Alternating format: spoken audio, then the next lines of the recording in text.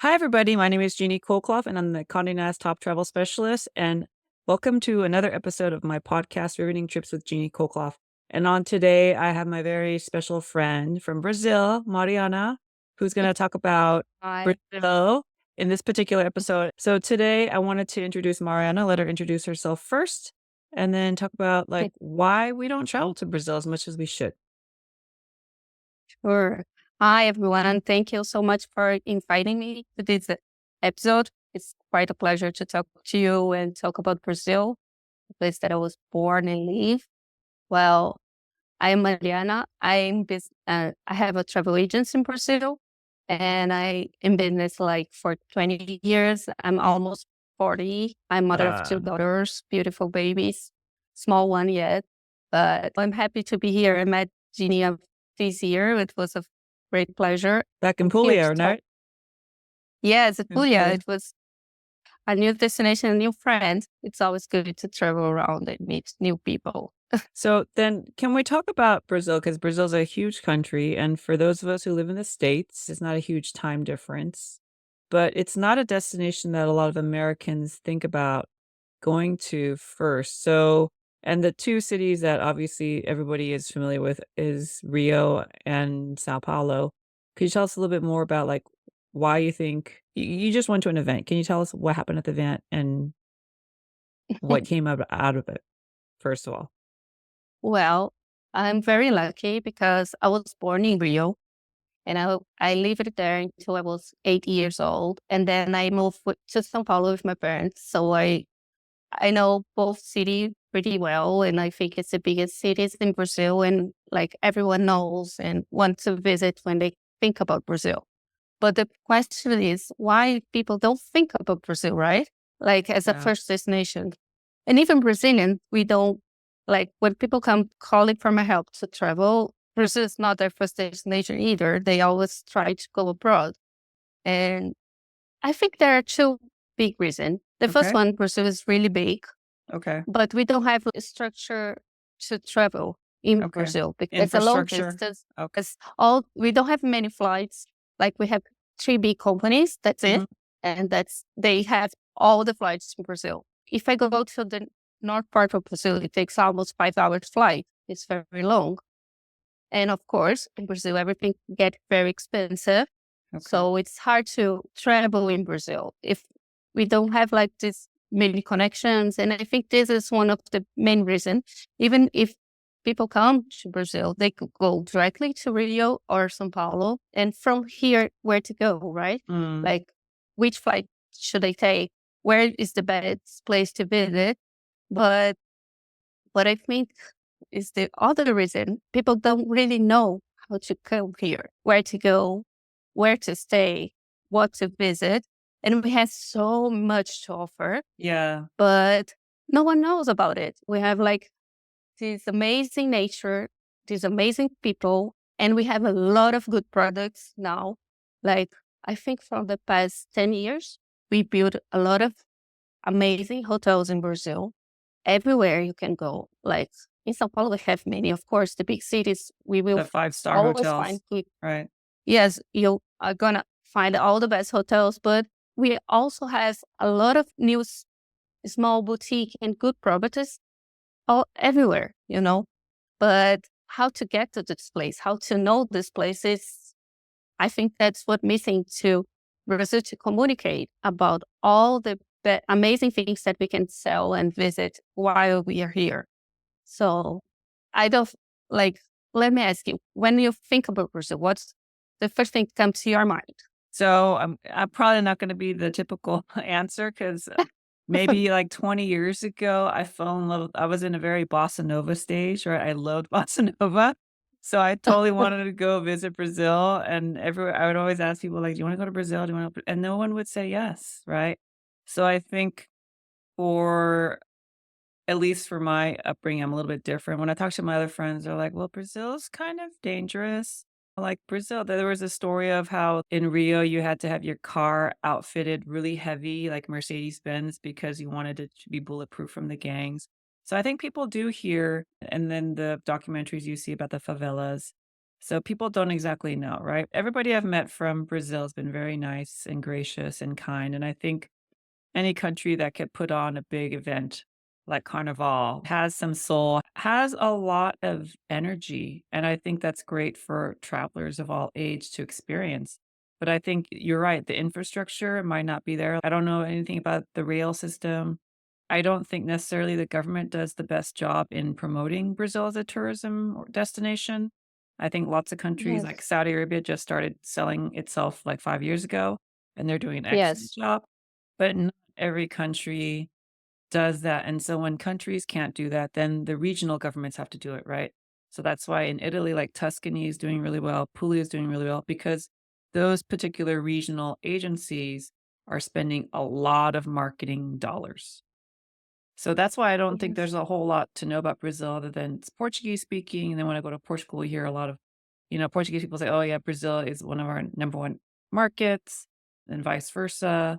So but I don't know, I mean, educate us, educate the listeners.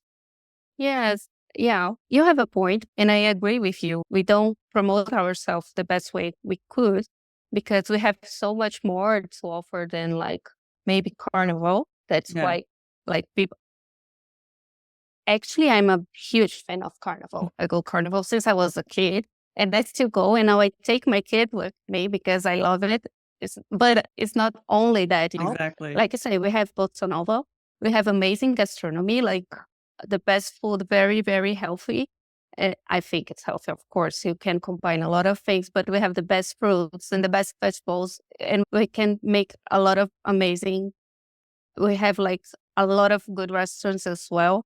I Mhm. think it's correct to say like every huge city in the world, we have our dangers, and it's a little bit scary at first, but I think we can much overcome it because if you know where to go, if you know how to, Travel to travel, wisely, yes. yes, exactly. Like you won't go alone in a dark alley Right. if you're not sure where to go, right?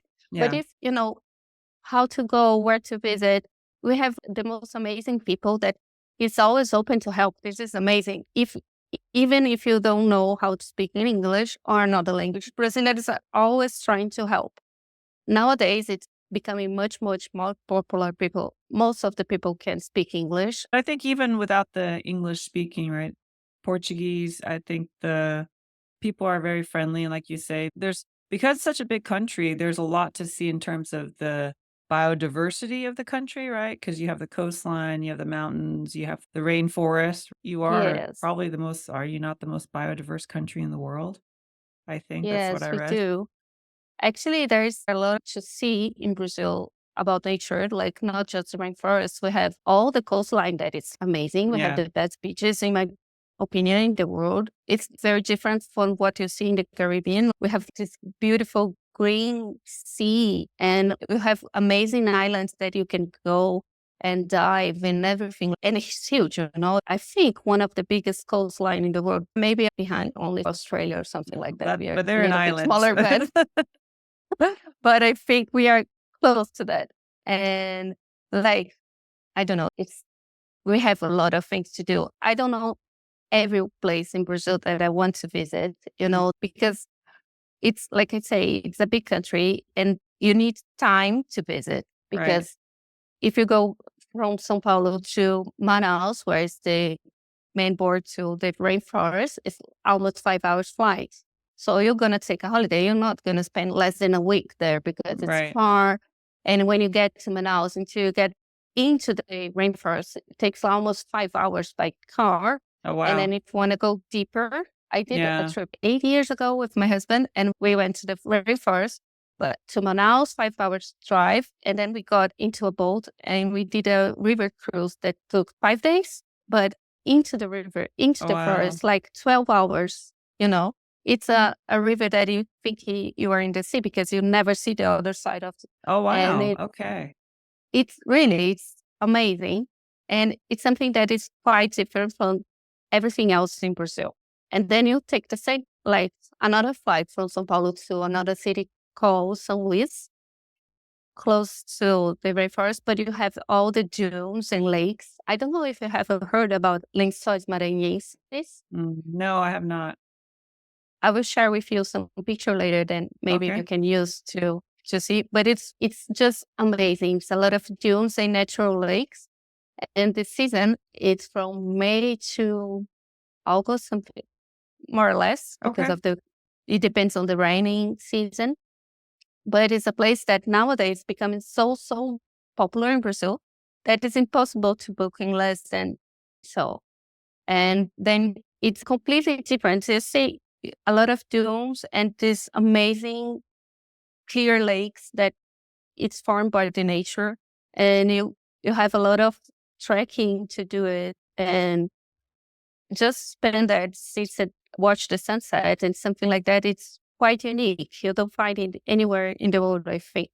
It might be wrong, but I'm not sure there is another place like this Like that. in the world.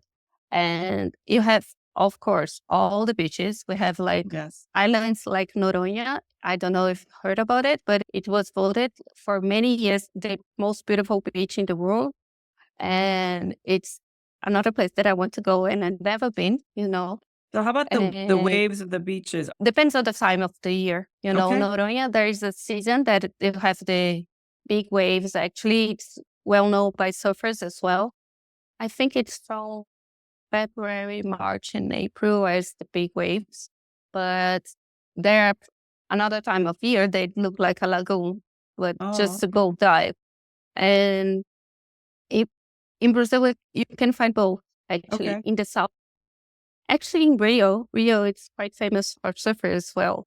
Not just the city, but the coast from Rio. You can find beaches where you have actually even some international competition for surfers. One stop of the championship. Right. It's Yeah. here in Brazil. There's a But at the big, same, competition up here in San Francisco called Mavericks where they just try to yes, wive like the 100-foot waves or something like that. I'm not sure if it's like Mm. high waves, but they are very good waves because they are strong. But it's not like Hawaii or the one you find in Portugal. Oh, But yeah, it's like, Nazare. and at the same time, you have this in the northeast of Brazil between Recife and Maceió. You Mhm. find amazing beaches that you have like a lagoon. You can take a boat, like 30 minutes ride, and you find yourself in the most beautiful natural pools that it's like unique, amazing, and beautiful and green and very calm. So So I again, think, yeah, it just shows you that Brazil has a lot to offer. People just think about the cities and the beaches, but a lot of activities for everybody. How about the terms of the months of the year? Is it pretty warm year round, or are there better times to come visit Brazil? I think you can visit all year round because we don't have like during summertime can get really hot, really, really, really hot. And it always during summertime, in the end of the day, you have this like the craziest rain ever, like for 30 minutes, and you can So it's some you have places. your own like typhoon, right? Yes, you can float some places, but it's like for 20, 30 minutes. Right. The rest of the day, it's like really, really hot. But at the same time, it's summer, it's the best Yeah. time of the year to enjoy the beaches and the life because you have daily life for more time and people get off work and go outside. So you can enjoy more during summer. If you know in the end of the day it's going to have a little rain and if you're okay with the hot weather, summer it's amazing. But one thing it's good, we don't have like very low temperature in Brazil. If you don't like cold, that's the place to be. Because last week I think we have 2 days of winter time in São Paulo. It was really cold for us. It Which was is like what? 5 degrees. Okay. I woke up because I had to go to a doctor appointment very early and it was 5 degrees. And I was like, oh my God, I can't get off the bed. But that's the coldest they can get, Okay, this is you a know. silly question. Where do Brazilians go shopping for cold weather clothes when they have to go to cold weather destinations? Now we have here, but most of my winter clothes I bought abroad because You don't need it in yeah, it's Brazil. Yeah. yes, exactly. We don't need it. Actually, it was funny because I had this doctor appointment and then I went to a tourist meeting with a lot of Brazilian agents and everybody was wearing, oh, I bought this outside because that's it was the main reason we use it because it was the only day we could use that kind of That one jacket, heavy, nice jacket yes, have from your jackets and travels. yes, exactly. It was actually funny because everybody was dressing up just to show the clothes they have for winter time. We don't have that cold weather. I think that's even if we have mountains, like my parents, they are living in a mountain town close to Uh-huh. São Paulo, around 2 hours drive, Okay. and it can get cold there, and that's it. I think the most cold weather I got there was like 2, but in the Okay. like during the night, like when we are supposed to be sleeping, and it was really really cold, But it's like cold for 2. Brazilians. It's probably not cold for people who grew up in, like, snow destinations or anything like that, right? So, Yes. yeah. Actually, that's one thing that can get interesting because Brazilians, they are really fan to go on snowing trip. That's because we don't have it here. Right. And I think that's the only thing that we don't have in Brazil. Mm. Because my husband, he loves to snowboarding. And before we get married, he always travel abroad to do it because it's impossible to do it in Brazil. Where That's do the where do only you guys go then? Where do they go to Chile? Is there any in Argentina? uh Do you go to California? yeah, this year he went to Whistler with his Okay. friends. Okay. I went with him to Chile once, Mhm. and another thing that we have here is like in the south of Brazil we have the amazing waterfall like Mm. Iguazu Fall. Right. That's an amazing place, and there's the national park around it. That is a beautiful place to visit, very different from other places in Brazil. And in the middle of the country, we have like a place called Bonito. I'm not Okay. sure if you heard about that. It's amazing place for nature. A lot of waterfalls and cris- uh, clear water rivers that you can just float and go by, and these amazing caves that you can go. Very different, as again from all the coastline and everything else. But that's it. It's a big country. You have to choose. You can't see it all in one time, right? Exactly. Like I always say to my clients when they go, like, for example, to Italy or France, they can't visit Italy all at once. You have No. all the northeast, the lakes and the south and the islands. And it's like you need to go more than one. More than one time, yes.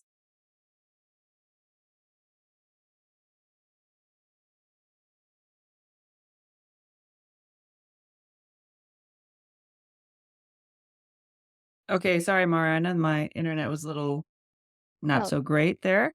But as you were saying, the place in Bonito, that sounds really fabulous, right? That's I think yes. there's a lot of Brazil. You guys are a huge country, so too much to see. Yes, we do. Like it's very different and we have a lot of things.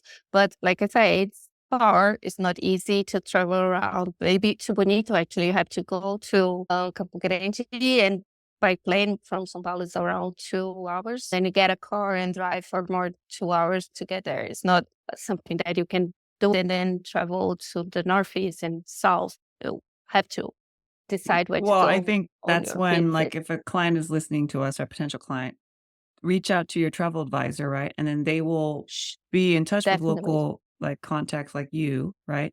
And then help to put together a package that you don't have to be figuring this out on your own and be left stranded. You don't wanna be wasting your time because time is money, right? So, I wanna thank you on this episode, taking time to come out of your busy schedule and being on an episode of, Riveting Trips with Jeanie Colclough. Once again, if you liked what you heard today, please share with your friends. Ciao, ciao, everybody.